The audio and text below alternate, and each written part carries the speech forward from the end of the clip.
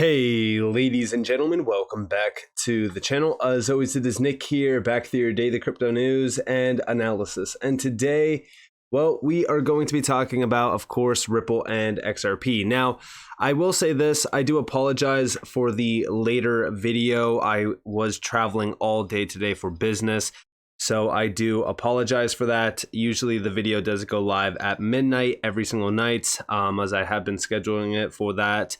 For a while now, for well over a year, but I do apologize nonetheless. Let's stop wasting time. Let's get right into it. So, shout out to XRP_Crow. Guys, I know that I've been very vocal about this, but pay attention to November 8th through the 9th. We are seeing a major event coming with Ripple Swell. I've been talking about it. I've been discussing it. No, I'm not trying to sell the used car here. This is going to be 600 plus attendees, 80 plus speakers, and 40 plus countries. This is a big one. Listen, I know it's just another event for most people, but for those that actually see the bigger picture here, this is much more than just, oh, it's just another typical crypto event, right? No, this is world leaders, massive major leaders around the world from some of the largest countries coming together and talking about the future of finance. And it's all within the world of crypto, blockchain, payments, financial services, and economic policy. This is November 8th through the 9th in Dubai, which is becoming a massive crypto hotspot and has been for a while. But pay attention to this event. Some very, very incredible things being discussed there. Some great individuals being at this event as well. So definitely stay tuned to it. November 8th through the 9th. Mark your calendars. I think that there's going to be a lot of great social posts from Ripple themselves. So definitely turn on those notifications from Ripple to stay updated on a few things. And of course, you guys know me. I will be talking a little bit about some of those updates on the channel. Now, outside of that, let's go back to this video that got posted by Riz XRP, and we do see Ripple is here to make a dent in the universe. Navin Gupta. It doesn't happen without XRP. Check this out. The next move, on Ripple's roadmap, in your opinion? To put you on the spot here. No, it's very simple. So I think one thing, if there is one message that you can get in this room is Ripple is not an ordinary company. We are not here to have a small market share or do X, do Y, and make small amount of money or something to happen. We are here to make a dent in the universe. Either we will change the remittance universe, the way you understand, the way value gets transferred across the world, between people, between institutions, or we will just fade away. So it's almost 0 or 1, and some of it comes from our Silicon Valley arrogance. Some of it comes from, that's the reason 6 years ago, we were born with the mission of moving money like information moves today, right? And we are making it possible working with the existing ecosystem. So I think this is a key differentiator about Ripple, and that's the reason we are a monoline company. Every day we get tens of ideas to say, why don't you do security settlement? Why don't you work in trade finance? Why don't you do X, Y, Z? And what we tell them is, just cross-border remittances is $155 trillion problem. We'll solve this first. We'll make a difference to everybody who's present in this room. And once we have made the difference, then only we will look at something else. So we are like Google is for search, Ripple is for remittances. And that's what we're going to. And there you guys have it.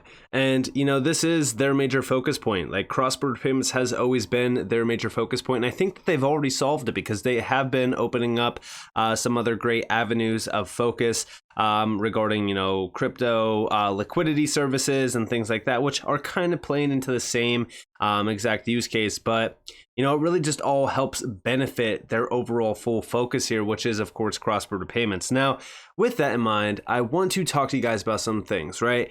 Because from some research that I have done regarding a few of these major leaders like Finra, for an example, I have found some incredible documents and some incredible insights. So here we have from Finra. February of this year, February 23rd. This probably got a little bit overlooked, but we do see it's time to modernize cross-border payments. Don't get stuck in the status quo. With fintech stealing market share, it's time to modernize your cross-border payment strategy. Learn how to achieve greater speed, transparency, and cost savings through technology. Read more. Do I need to? I think I might need to, right? For those that don't understand, how big Finastra is. They have over 8,100 financial institutions, major banks tied to their platform. To put things into perspective here, when we look at Swift, 11,000. 11,000. We have 8,100 tapped in with Finastra. Now, mind you, right? I could talk about this all day long outside of crypto to people, and they will look at me like I'm crazy. They don't know a single thing about what is happening. I want you all to understand that, like, the XRP community and even like the crypto world of, just investors, such a small percentage actually understands what's happening here. There's 5% of the global population invest into crypto. Out of that 5%, I would argue maybe 2% get it. But again, as we look at what's happening here, we need to pay attention to names like Finastra because they are tapped in with new age technology. And when you actually look at Finastra at a glance, check this out.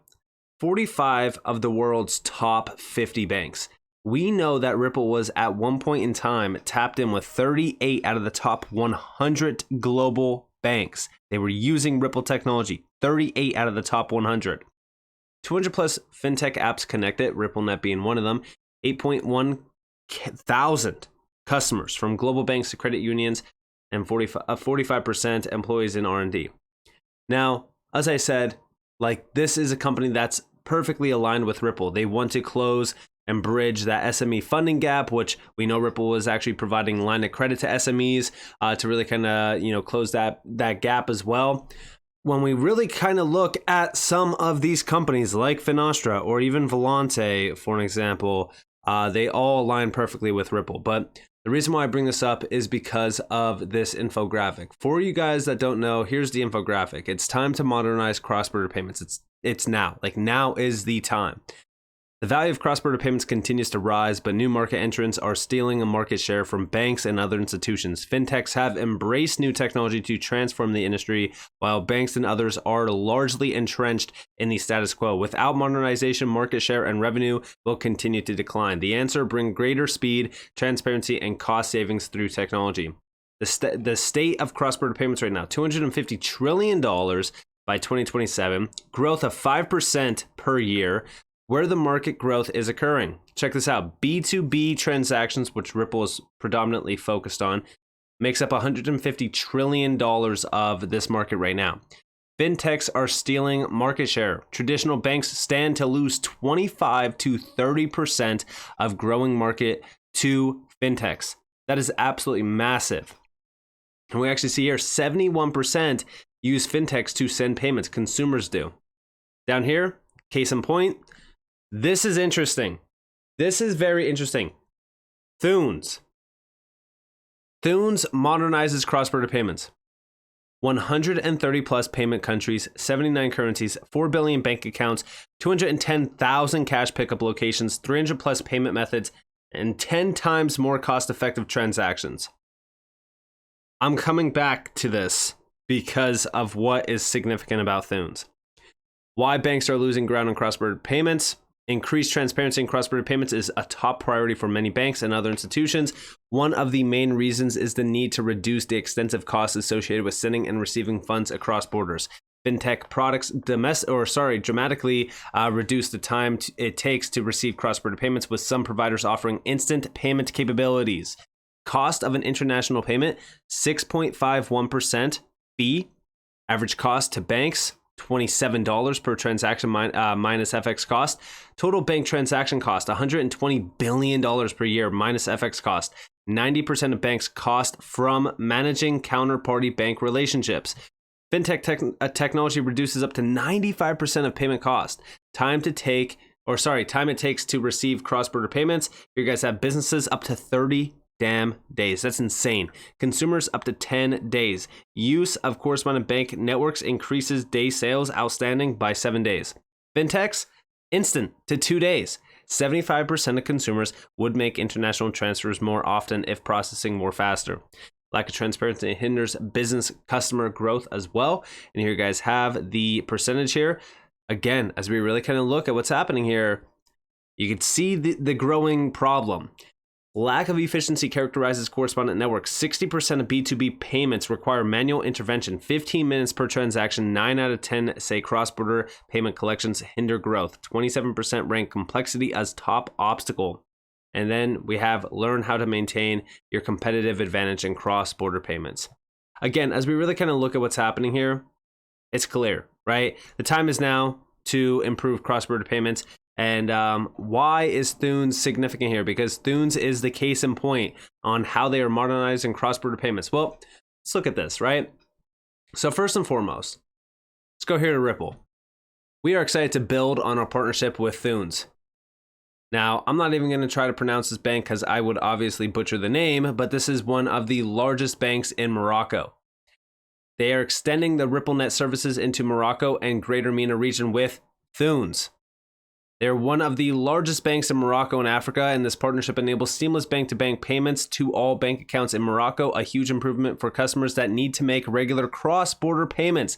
Again, Ripple and Thunes are tapped in. You have Finra literally making an example out of Thunes within this post regarding a $250 trillion market by 2027. Outside of this, when we actually look at the infographic and what they are saying here, very interesting. They're talking about how fintechs have embraced new technology to transform the industry while banks are largely entrenched in the status quo. The time is now for them to tap in to new age technology and start their modernization journey. This is so big of an opportunity, and I do believe that, like I said, Ripple is at the forefront of this. And when we actually look at Ripple, I do believe that they will make a dent in the universe, and XRP will be a significant piece of the puzzle for them to do so. We also know that here we have, welcome to the payments connectivity marketplace. Maintain your institution's competitive advantage in cross-border payments.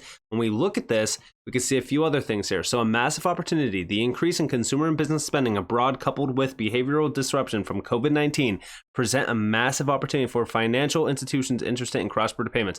21 trillion cross-border payments market value. This is not talking about the actual growth of the market. We already know, like I said, this is a $250 trillion by 2027 market. That's the value of cross-border payments. That's how much money is actually being moved. But the market itself stands at 21 trillion, 224 billion cross-border payments revenue. Beyond this, we do see lost in revenue, 280 billion, 50% P2P market share by 2024, increased revenue and win back customers. But as new competition enters the market, there's potential for $280 billion in lost revenue by 2025 for traditional and complacent banks. And banks' P2P market share is projected to drop by 50%. By 2024, add in soaring transaction fees and record high operational cost. How can you increase revenue while delivering an exceptional customer experience? So as we really kind of look at this, right?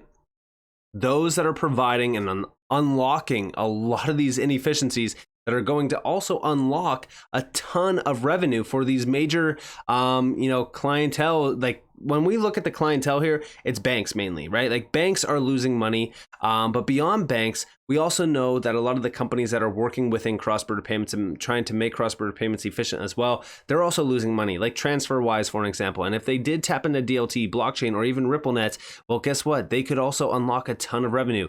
Those are the ones that are going to start moving over to, Ripple and getting into discussion with Ripple. And you got to remember, like, once somebody advances their internal system in order to unlock this revenue, everyone will soon line up. But we also do see here, easily connect to our pre-integrated cross-border payments providers. When we look at the providers here, so first and foremost, here we have Finra's payments connectivity marketplace. It's your choice, no integration, transparent process. Our marketplace of payment rails allows you to reach the countries and disperse payments via the endpoints your customers demand, so you can remain focused on your business and not the burden of heavy technical integration. They're literally making this as easy as possible. And when we actually look at cross-border payments, keeping up with the fintechs, here you guys have it. Are you struggling to compete in cross-border payments? You aren't alone. Many banks and other institutions are losing ground to fintechs, and their customers are going with them. Discover how modernizing your cross-border payment strategy can help reduce costs, increase revenue, and win back customer loyalty. Guess what? They literally need to tap in to new technology in order to actually modernize their cross-border payments. And here we have, it's time to modernize your cross-border payments. There's the infographic. And when we look at the providers, here you guys literally see the 3 major players. Each of our carefully selected marketplace providers have been recognized as a top 100 cross-border payments company according to FXC Intelligence. Here we have Ripple, streamline global payments and reach new customers, a trusted partner to connect you to the world, MasterCard, and Thunes, a single simple connection to send and collect payments. And we already know that Thunes is working with Ripple, and guess what? MasterCard is also tapped in with Ripple and even Consensus. This is big.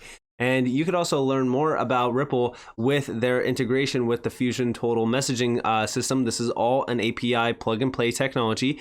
And this is the big one that we really kind of reference quite a bit from the past. This is RippleNet in the cloud, and this is banking as a service, but also payments as a service as well. And these are the only 3 that are even mentioned under the providers. I know that they do have other ones, but these are the 3 major ones. These are carefully selected players, and all 3 of them are literally working together. This is insane. This also proves to you that, like, listen, as we really kind of look at these players, they are significant. They are very large players, and they are the 3 chosen ones.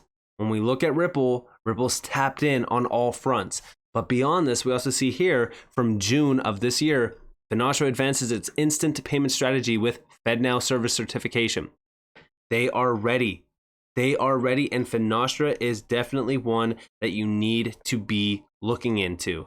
And we even do see here delivered via an open API. Business customers can access the FedNow service through an intuitive portal, enabling them to seamlessly initiate payments and submit pay requests. Again, we know that currently speaking, FedNow is not, it's not international. It's just domestic for now. But we do see, we are excited that we'll soon be able to offer the benefits of FedNow to our customers. We selected Finastra's Payments to Go solution because we found it to be the right tool to help us enhance our customer experience and advance our innovation strategy. We're thankful that our partners at Finastra are enabling us to meet and exceed our business objectives. But beyond Finastra, we also know that Volante is tapped in with FedNow. We also know that Volante is streamlining payments through Ripple's API. And we even see here, right, that when we look at those that want to innovate, here we have a research study. It indicates that instant payments is an important area of growth and innovation within the commercial banking space. However, 76% of respondents indicated that legacy payment systems are an obstacle to rolling out these services because guess what? They don't want to upgrade their entire legacy system, which is also why when we go back to this post here, this no integration, that's a big deal. And this is all through Total Messaging Solution. Remember, the Total Messaging Solution, when we go back to Ripple, this is all through the Fusion Tool Messaging System. This is the big key. It's the secret behind the big integration. And by the way, like I said, Finastra's already tapped in with 8,100 clients. But within this, they also say that cloud implementations, RippleNet in the cloud, and payments as a service solutions in particular level the playing field. Literally saying a direct quote from Ripple that they have been saying for, well over 5+ years of accessibility to new payment technology with 91% of banks. 91% of banks already completing a transition of payments processing to the cloud or having plans to do so. 91% of banks are ready. This is a huge deal, and I want you guys to understand that Ripple is already a part of the big picture here. And by the way, we actually know that Finastra, it used to be 8,100. It's actually 8,600. They are only growing more and more, and they're tapped in, including 90 of the world's top 100 banks. Again, a lot of their information has changed since the last time that we actually looked at this, because this hasn't changed since I want to say this has all been the same since around 2020, 2021 when I was looking into Finastra at that time. But today things are getting very, very interesting because this is back in June and we know where all the demand is. Steps are being taken. ISO 20022. Obviously, you guys know that I've been talking about ISO 20022 for the last couple days. It's a big deal because all of that is the roadmap to the end goal. The destination is going to be very exciting, especially for companies like Ripple that are already tapped in on all fronts. This is why you need to pay attention to all of these direct connections. They do matter, and they are very significant ones as well. So with that being said, I hope that you guys enjoyed this video. Again, I apologize for the late upload. But if you guys did enjoy the video, definitely leave a like, subscribe, turn notifications on because more free content. You guys are more than welcome to follow me on Twitter and join the free Discord in the description below. And with that being said, guys, this has been Nick. Peace out.